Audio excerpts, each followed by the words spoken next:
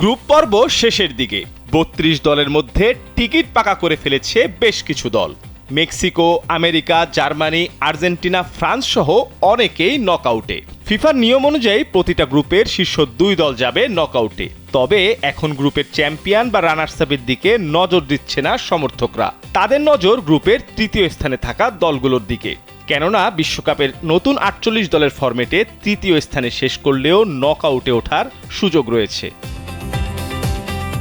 বিশ্বকাপের ইতিহাসে এই প্রথমবারের মতো শেষ ৩২ চালু করেছে ফিফা। গ্রুপ পর্বে ৪৮ দলের মধ্যে জায়গা পাবে ৩২টি। ১২টা গ্রুপের শীর্ষে শেষ করা 2 দল সরাসরি নকআউটে যাবে, অর্থাৎ 12টা গ্রুপের মোট 24টা দল যাবে নকআউটে। বাকি 8টি দল হবে 12টি গ্রুপের মধ্যে নির্দিষ্ট 8টি গ্রুপের তৃতীয়দের নিয়ে। আর এই সিদ্ধান্তের ফলে এখন তৃতীয় স্থান হয়ে উঠেছে গুরুত্বপূর্ণ।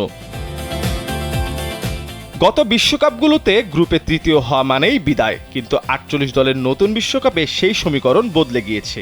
এখন গ্রুপে তৃতীয় হলেও ভালো পারফরমেন্সের ভিত্তিতে নকআউটে ওঠার সুযোগ থাকবে।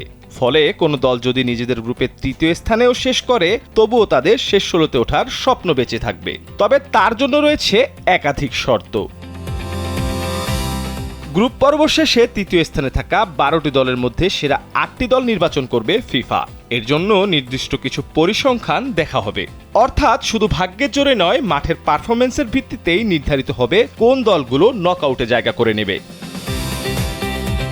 শুধুমাত্র গ্রুপে তৃতীয় হওয়া দলগুলোকেই এই বিবেচনায় রাখা হবে। 12টি গ্রুপের খেলা শেষ হবার পর সব তৃতীয় স্থান অধিকারী দলের মধ্যে বিচার করা হবে। শুধুমাত্র পয়েন্ট, গোল সংখ্যা, গোল পার্থক্য ও অন্য নির্ধারিত পরিসংখ্যানও বিচার করা হবে। কোন গ্রুপে প্রথম, দ্বিতীয়, তৃতীয় স্থান নির্ধারণে সমতা তৈরি হলে প্রথমে ফিফার প্রচলিত টাইব্রেকার নিয়ম অর্থাৎ মুখোমুখি ফলাফল বিবেচনা করা হবে। যেসব দল 2 ম্যাচ শেষে তৃতীয় স্থানে রয়েছে তাদের আশা শেষ নয়। গ্রুপ পর্বের শেষ ম্যাচে বড় ব্যবধানে জিতলে তারা নকআউটের দৌড়ে প্রবেশ করবে। ফলে এবার প্রতিটা ম্যাচই সমান গুরুত্বপূর্ণ।